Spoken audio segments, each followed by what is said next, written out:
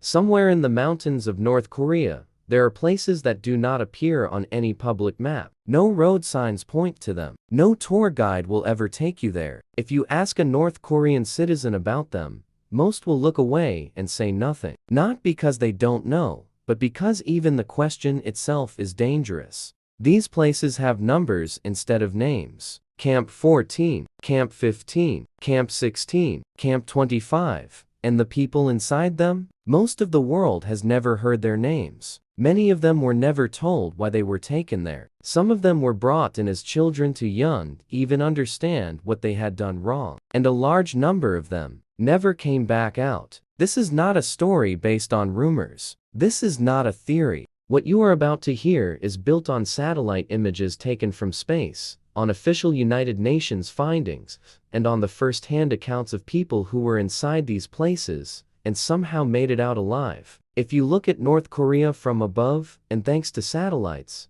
it looks, in many places, like nothing at all. Mountains, forests, rivers cutting through valleys, quiet, almost peaceful. But if you know exactly where to look, and analysts at human rights organizations spent years learning where to look, you start to see things that don't make sense. Long rows of identical low buildings, deep in the mountains, far from any city. Watchtowers placed at careful intervals, high fences, and outside those fences, nothing. No villages nearby, no roads leading to markets, no schools visible, just isolation, designed on purpose. These are North Korea's political prison camps. The Korean word for them is kwanliso, and they are not ordinary prisons. In most countries, a prison is where you go if you broke the law. You serve your time, and then in theory, you go home. These camps do not work that way. For many of the people sent there, there is no sentence. There is no end date written on a piece of paper. There is no trial, no lawyer,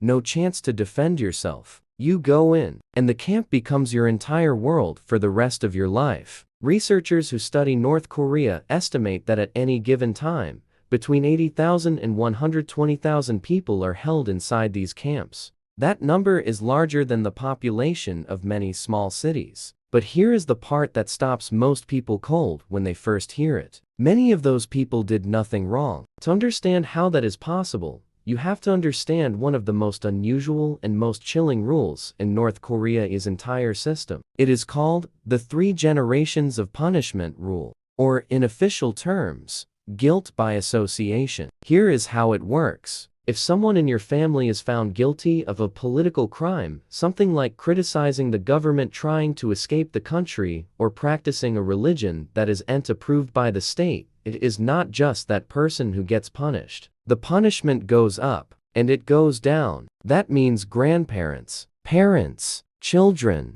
sometimes entire extended families, swept up together and sent to the camps not because of anything they personally did, but because of the blood in their veins. A child born inside one of these camps, to parents who were sent there before the child even existed, can grow up knowing nothing else. The camp is the only world they have ever known. They did not commit a crime. They were born into a punishment. This rule was confirmed not just by defectors, but by the United Nations Commission of Inquiry on Human Rights in North Korea, a formal, official investigation completed in 2014. The Commission's final report was over 400 pages long, and its conclusion was stated plainly, without decoration, what is happening inside these camps constitutes crimes against humanity. That is not a dramatic phrase used to get attention. In international law, crimes against humanity has a specific legal meaning. It means acts committed as part of a widespread, systematic attack on a civilian population. It means what is happening is not accidental. It is organized. It is intentional. And it has been going on for decades.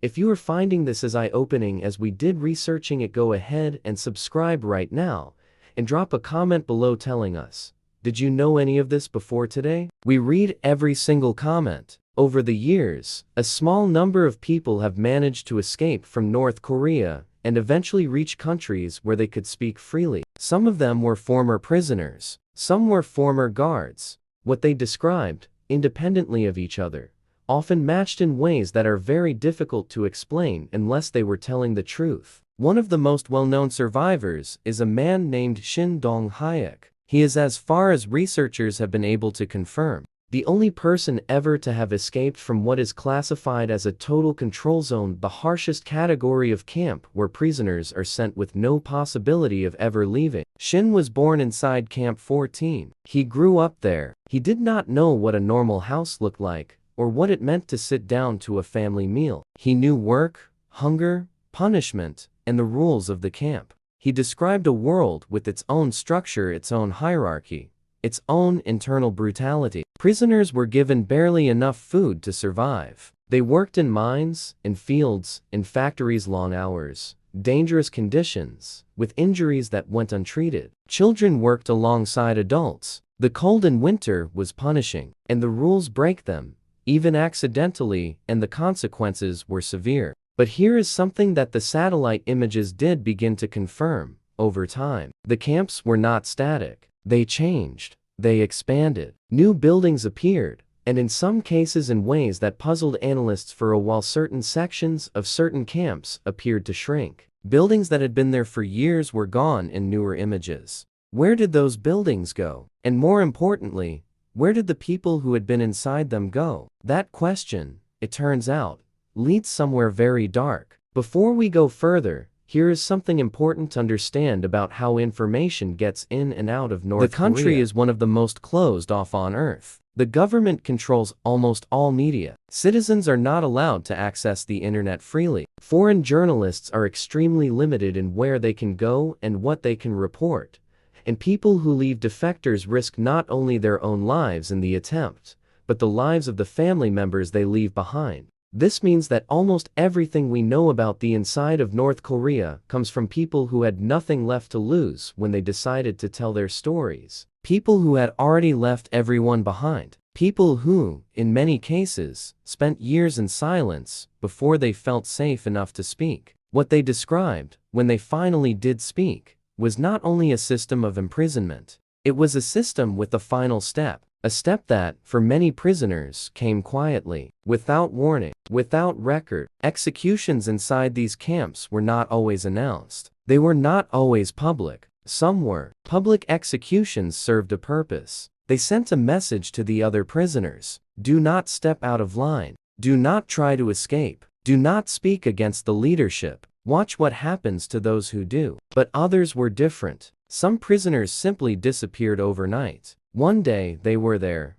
working in the fields or the mines. The next morning, their bunk was empty. No announcement, no explanation given to the other prisoners, no record that could be traced from the outside. They were just gone. Former guards described this. Former prisoners described this. And investigators began to piece together what gone often meant in this context. There is a particular detail that came up in multiple testimonies from people who did not know each other, who had been in different camps, in different decades, that is worth pausing on. In the middle of the night, trucks would sometimes come. Not trucks carrying supplies. Not trucks for the morning work assignments. Trucks that came quietly, the dark, and left before sunrise. The prisoners who noticed them quickly learned that asking questions about those trucks was itself dangerous. Some former guards said they were ordered to stay in their posts and not look. Others described being moved to a different part of the compound on certain nights. There was a deliberate effort to limit how many eyes saw what was happening.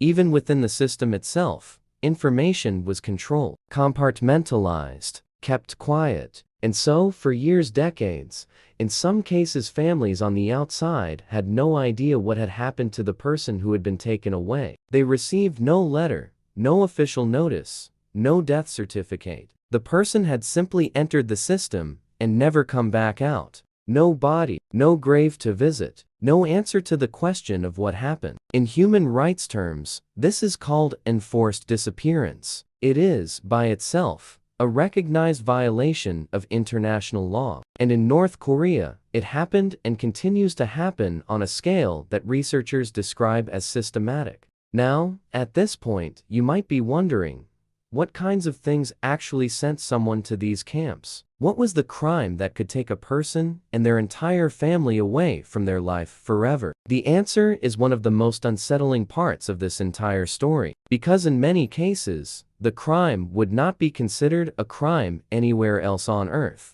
Watching a South Korean television drama on a smuggled USB drive, owning a Bible, making a phone call to a relative who had escaped to China, telling a joke that could be interpreted as making fun of the leadership, failing to display a portrait of the leader with proper reverence, listening to foreign music. These are not exaggerations. These are documented cases, gathered from defector testimonies and confirmed through cross-referencing by organizations like the Committee for Human Rights in North Korea, Amnesty International, and the United Nations. In 2020, the North Korean government passed a new law called the Reactionary Ideology and Culture Rejection Act. Under this law, being caught watching or distributing South Korean films or music became punishable by death, not prison, death. And for someone who distributed that content to others, the punishment could apply to multiple people. There are documented cases of teenagers being publicly executed under this law.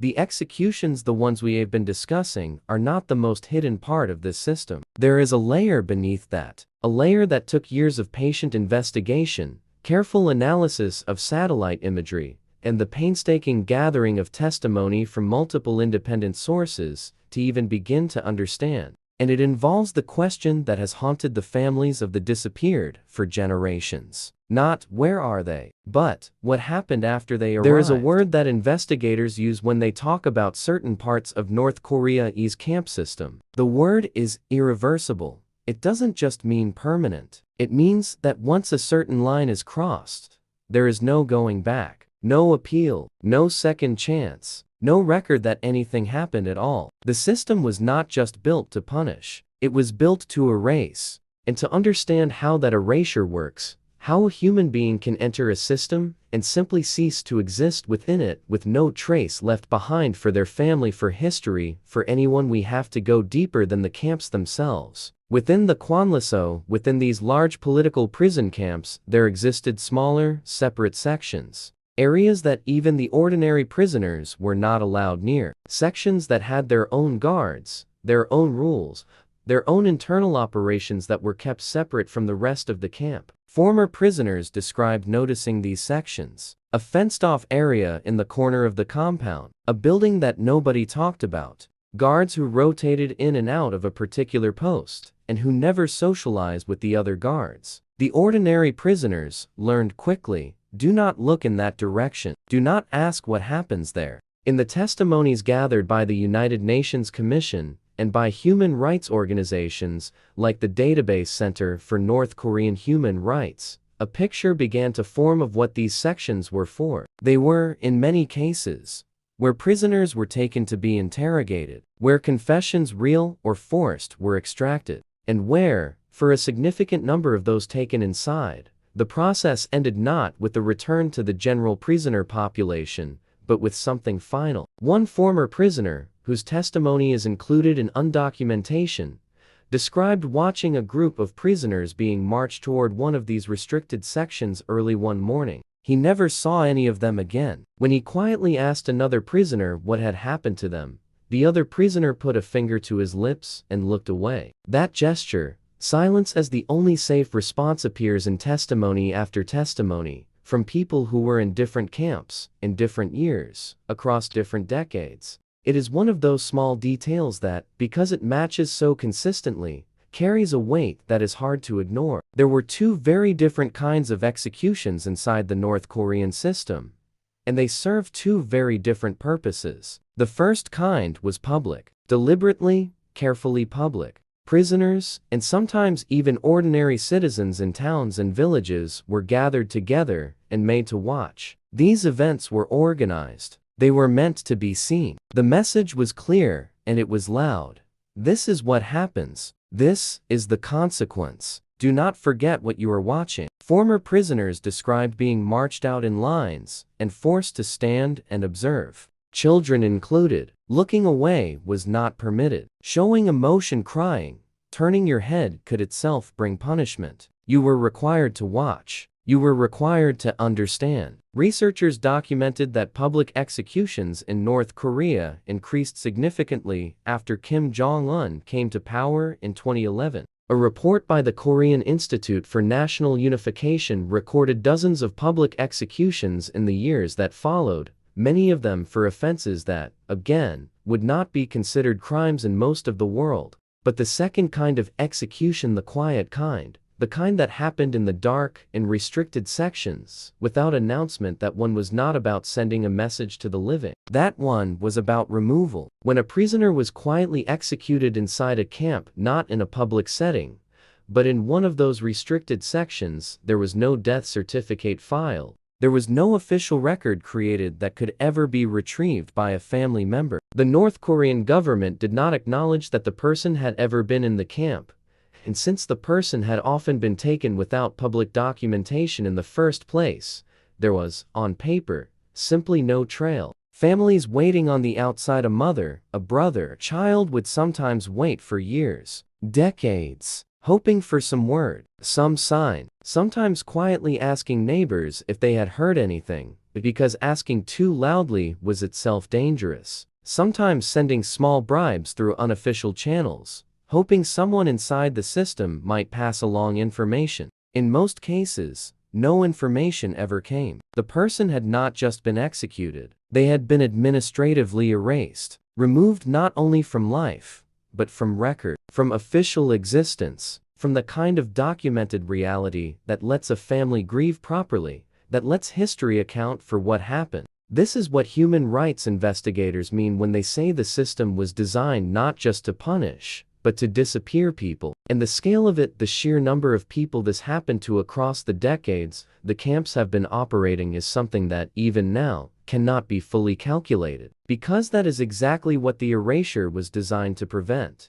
For a long time, North Korea's response to any international questions about the camps was simple and consistent: denial. The camps do not exist. There are no political prisoners. The people asking these questions are spreading lies for political purposes. This position was maintained even as satellite images became sharper and more detailed, even as defector testimonies multiplied and began to be cross-referenced and verified by professional investigators, even as the Uncommission of Inquiry published its 400-page report in 2014. But here's the thing about satellite images: they are patient. They do not argue, they simply record. And what they recorded, over years of observation, told a story that denial could not fully cover. Camp 14, in South Pyongan Province, one of the most documented camps, showed clear evidence of expansion over time. New buildings, new fenced sections, new structures appearing in areas that had previously been empty mountainside. The camp was not shrinking, it was growing. Camp 25, near the city of Chongjin, was similarly documented. Analysts noted the construction of what appeared to be new prisoner housing blocks. The perimeter fencing extended. The internal road network became more complex.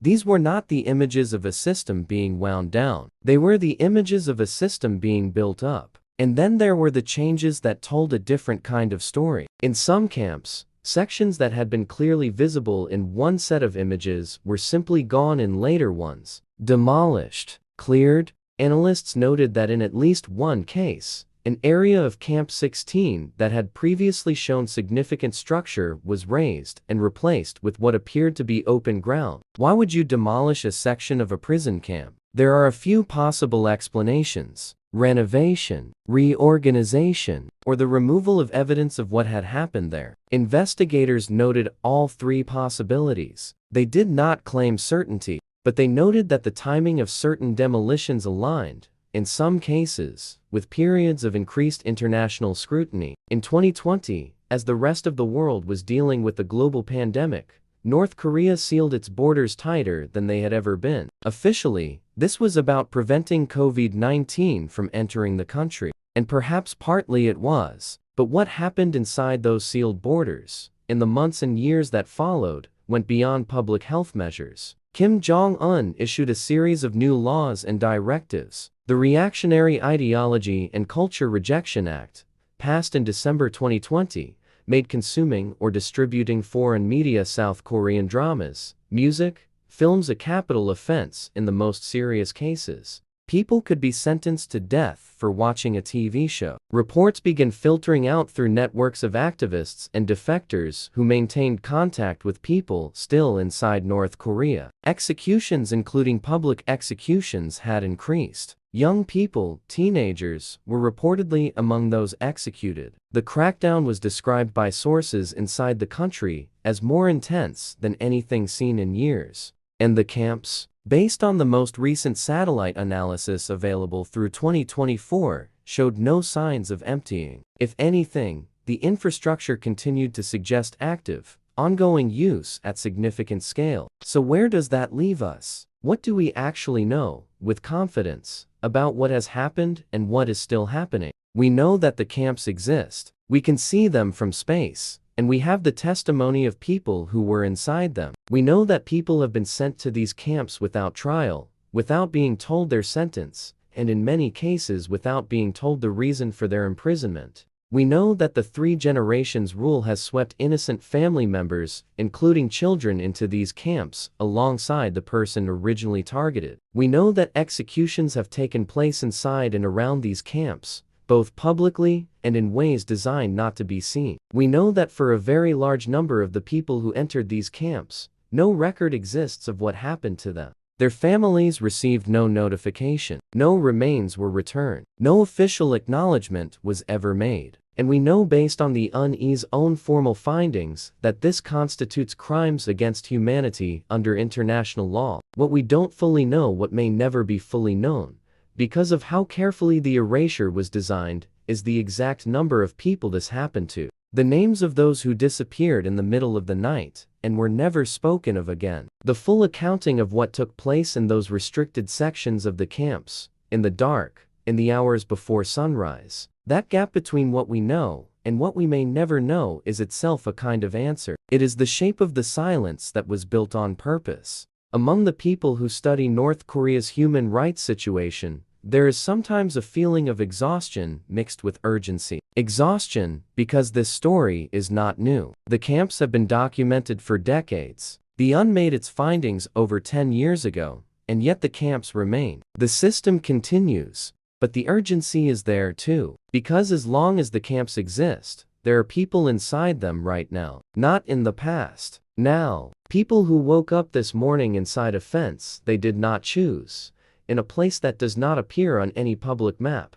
doing work that has no end in sight. Some of them were sent there because a family member did something the government didn't approve of. Some of them were sent there because they watched the wrong video on a smuggled USB drive. Some of them were born there and have never seen anything else. Their names are not known to most of the world. The specific details of what they are experiencing right now, today, cannot be fully verified because no independent observer is allowed inside. The North Korean government continues to deny the camps exist. But the satellites keep taking pictures. The defectors who make it out keep telling their stories. The investigators keep cross-referencing the details, looking for the truth that the silence is designed to hide. And every piece of evidence gathered, every testimony carefully recorded, every satellite image archived, each one is a small refusal to let the erasure be complete. Because the opposite of enforced disappearance is documentation. It is the act of saying,